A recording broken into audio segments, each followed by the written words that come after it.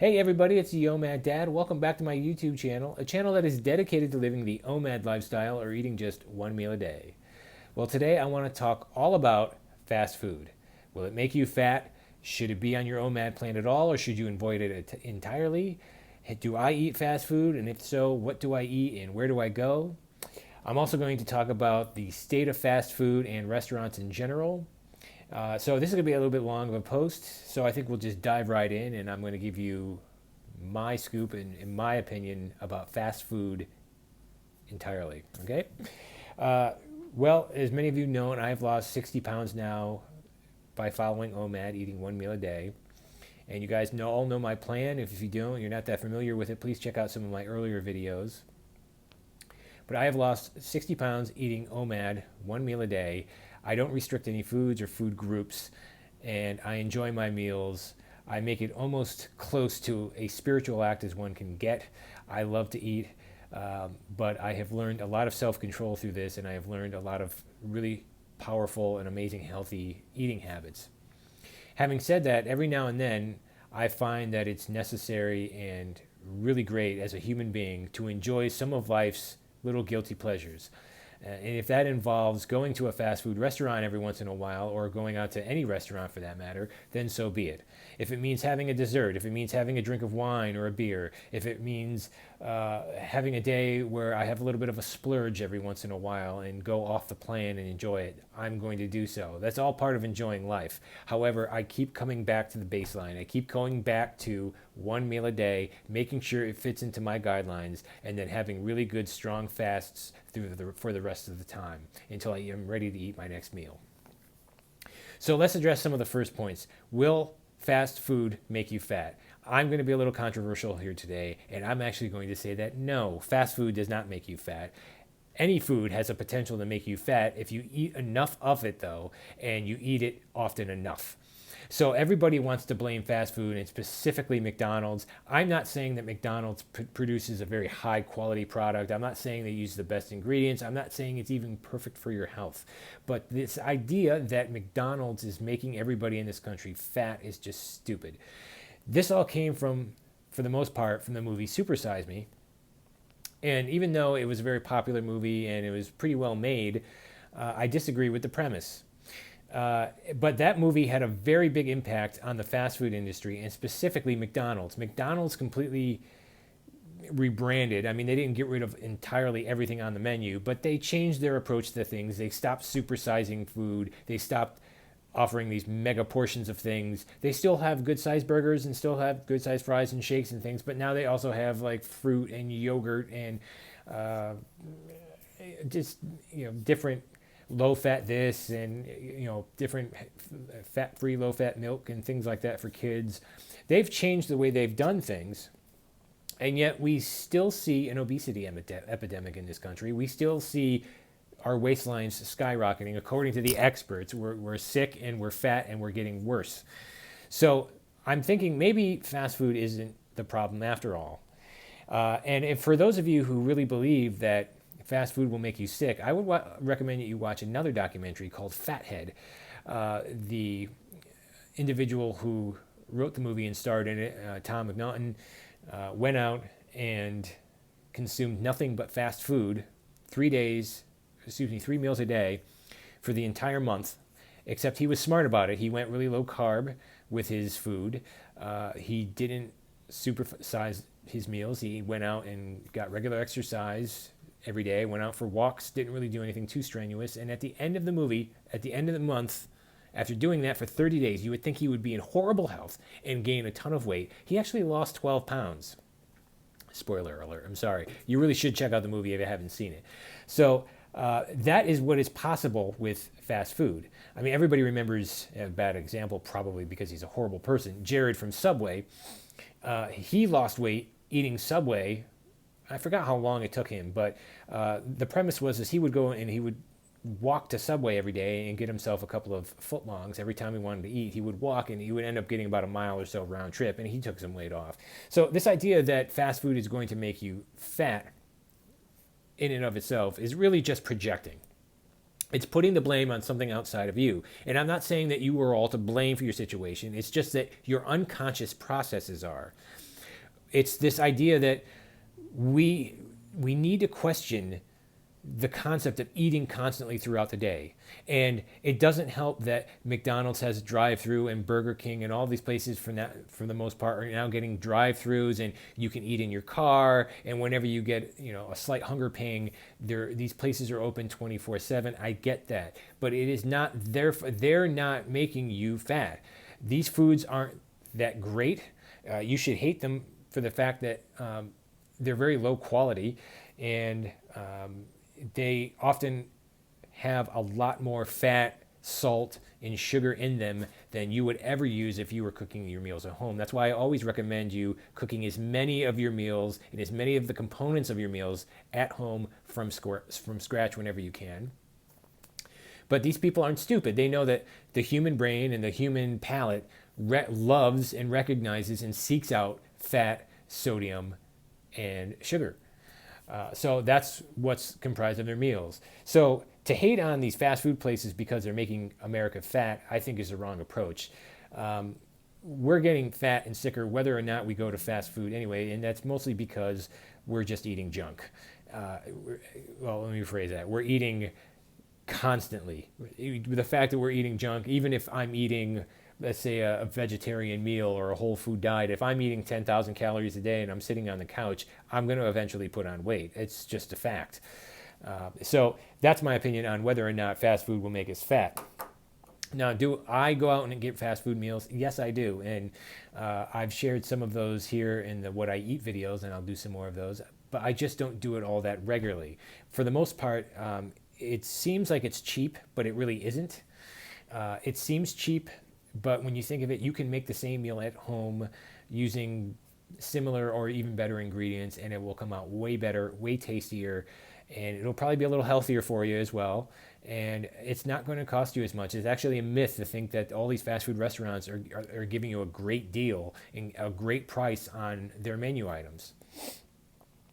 But having said that, we are humans and we live in the modern world. And sometimes, even if you're only eating one meal a day, with your schedule, with work, maybe you're not feeling good, you just don't have the time some days to make your own food, or maybe you're tired of it and you need a little bit of a break. So you decide, well, I'm going to go to a restaurant, or I'm going to go to Pizza Hut or whatever it is because you really like whatever is on their menu. That is fine. That's okay to do that. You stay within your calorie range to maintain your weight or to lose weight, and you're eating your one meal a day.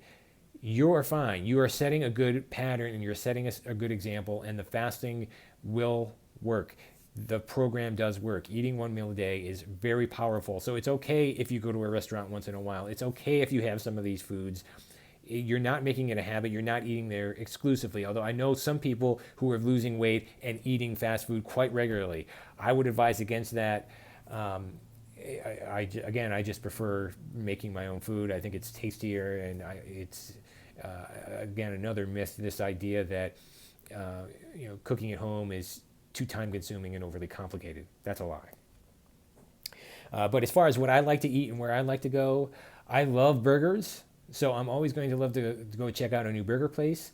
I tend to stay away from the burgers from McDonald's and Burger King or Five Guys or wherever there is around here, mostly because they're kind of steamed and old, and just the buns are nothing great. Really, when you get down to it, it's just a plain old burger that's barely seasoned, and it's really usually dry, and it's not all that tasty. So I have plenty of burger patties in my freezer. When I get low, I buy more. I have a grill right outside in the backyard that's fairly close to my house, but still a safe distance away to avoid any sort of fires. So when I want a good burger, I'll just fire up the grill. But if I'm looking for a place to go that's fast food, one of my new favorites is Chipotle. I know they've had some problems in the past with food handling issues, but the one near me seems to be doing pretty well. I haven't had any service issues with them, and it is pretty good, even though it's basic. It's pretty good. You have a choice of salads, tacos, burritos or burrito bowls, and it's not a huge menu, but it's good enough, and that my kids enjoy it as well. And I feel like if you're someone who still wants to subscribe to a specific diet, be it paleo, be it vegan, whatever, you have options there. Gluten-free is another option that's available there. So I like Chipotle. I usually get a big salad, sometimes even two salads, and I'll load them up with all the vegetables and things that I can, and usually a double scoop of meat. Sometimes chicken, sometimes chorizo. It depends on what I'm in the mood for. And it's pretty affordable and it's fast, and I can use their app and it works out pretty well. Again, they're not sponsoring this video, they're not paying me, it's just my honest opinion.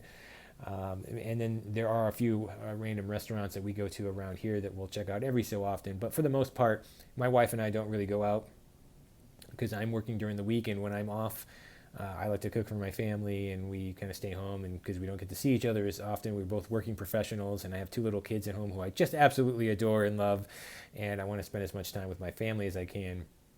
But it's amazing with a little bit of practice and work how great of a meal that you can make at home by yourself. In Holyoke here, where I live in Massachusetts, it's sad to say that, in my opinion, one of the best pizza places that is here in town is Domino's. And that's sad because Domino's sucks. Their pizza's horrible. I'm sorry if you like Domino's out there. I'm sorry to trash them, but it's kind of gross. But a lot of the other individually, privately owned pizzerias are just not holding it up. So, but when I want a pizza, I just make it at home from scratch. It doesn't take me too long. Making the dough is very easy. And I have a pizza stone in the oven and a nice little pizza peel. And I'll tell you, I make pizza that rivals any pizzeria around here. And it's a lot cheaper as well. But that's what I like to eat when I go out. I like Chipotle, but if I absolutely have to, I'll go and get something like at McDonald's or whatever. But again, one of the best parts of this plan, one of the best parts of doing OMAD is that if I don't feel like I have a great option, I can always choose to skip it. I don't have to say, well, it's noontime. I need to eat something because it's noon or I'm going to miss out on my lunch. I guess I don't have anything with me. I have to pick the first place. Oh, McDonald's is there. That's where you make stupid decisions. That's where you make those decisions that are impulses that put the weight on. I don't eat in my car. The snacking is gone. So visiting those places is not an issue for me. But that's what I like. I want to talk briefly, too, about the state of fast food and restaurants in general. One thing you're going to notice is if you're a heavy user of any of these fast food places or restaurants, one thing you're going to have to contend with is rising prices, not just because of labor. It's hard to find good skilled labor in any restaurant, be it fast food or fine dining. But also minimum wage is going up. In my state, it's not this year. I don't even know if it's next year, but I'm pretty sure it's next year. Minimum wage is soon going to be going up to $15 an hour. And so that means everybody in the kitchen from dishwasher on is going to be making more money. And you're already seeing these changes implemented in places like McDonald's, who have the kiosks employed. Ultimately, the goal is to get rid of some of the cashiers and some of the lower level employees, just as an effort to save money, because you're talking about a couple of dollar increase from where we are now in an increase to making more money. I'm not going to get into the debate of the politics behind that. This is not that type of channel and not that type of video. But that's something to consider too. And when expenses keep going up, not to mention food itself is constantly going up because of new regulations, because it could be a drought one year, it could be a rain season, the season that's really rainy and really horrible. So food prices are always in flux. And if you add all of that stuff up, you're going to come up with a perfect storm. And really, I think you're going to get to they'll get to a certain point where it's just barely even profitable for them anymore, and it almost doesn't even make sense to stay open. So you're going to see a lot more places closing. A lot of the big chains are having a lot of struggles right now. Check it out in the news, Google it. A lot of these places are really, really struggling to stay open, and it's not just because millennials like to cook at home or just because it's hard to find skilled labor. It's because it's a combination of everything. It's just really difficult for a restaurant to stay open, no matter what type of restaurant it is, to stay open and make a profit, and it's only going to get harder for them. And it's going to get to a certain point where people are saying, you know what, I'm sorry, but I'm not going to pay $15 for a meal at McDonald's or Burger King. And that's when they start to discover healthier options, cheaper options, staying at home, learning new things to cook at home and do at home. Excuse me, I have to take a little bit of water here. They're going to discover the magical art of cooking again, and it will be in vogue. It may take a decade or two, but mark my words, it will be coming back. And I want to talk about one more other thing too. If you're going to be going out to restaurants pretty frequently, I don't want to freak you out, but you have to consider who's doing your cooking and handling your food in every part of it. Are these people sick? Are they tired? Do they know about safe handling practices? Have they been trained well? Chipotle and other restaurants has definitely had their issues. Not that they're the only ones. Almost every restaurant has had issues with this. Um, Especially, and I can speak from experience when I worked at a pizzeria in the summers here, it can still get pretty hot. And when it's really, really hot out, sometimes we'll have 100-degree days. Those refrigeration units are really pumping out cold air. They're really struggling. And oftentimes, especially when you're opening the door 100 times on a busy day, you know that air inside the cooler is not below 40 degrees like it's supposed to be according to the health department. It's probably more like 50, 60, 70 degrees. And this is the temperature range where bacteria and just virus growth explodes. So there's that to consider. And not to mention that restaurants are notorious for not providing health care for their employees. So if someone is not making a lot of money, they don't have any benefits, they can't afford to go to the doctor, and they're sick, they're probably going to show up to work anyway, whether they have a severe cold or a slight one. And if they're not handling food properly, you now risk that decision. You now risk having to deal with that situation as well. Again, I don't want to freak you out. I don't want you to think every place is just this horrible cesspool of germs and viruses and bacteria overgrowth, but it's that's something else to consider too. And I'll give you a good example. I once worked with this gentleman. I'm not going to say his name, but we were known for our pizza and wings at this one particular restaurant that I worked at.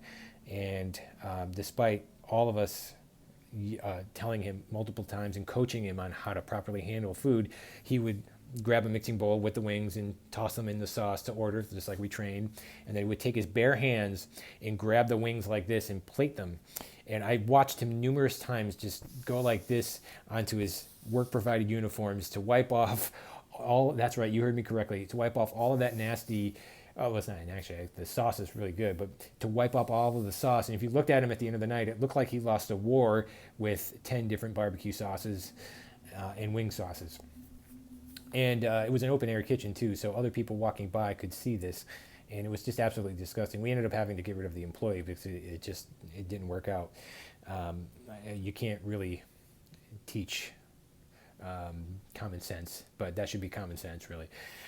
We provided gloves, we provided great training, but again, that is something that could happen. And if you get a kitchen where some of the employees don't care, or maybe upper management is on vacation, or there's just a lack of attention to detail, you can end up getting people really, really sick, and you see it quite a bit in fast food places too.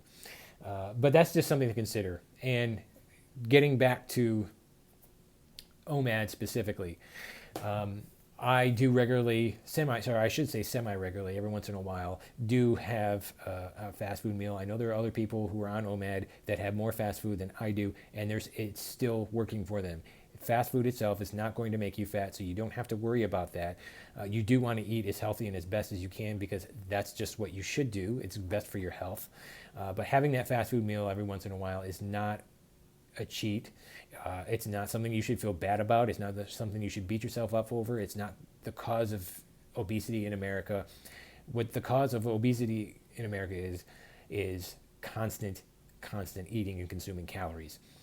Tackle that, and you don't have to worry about any of the other.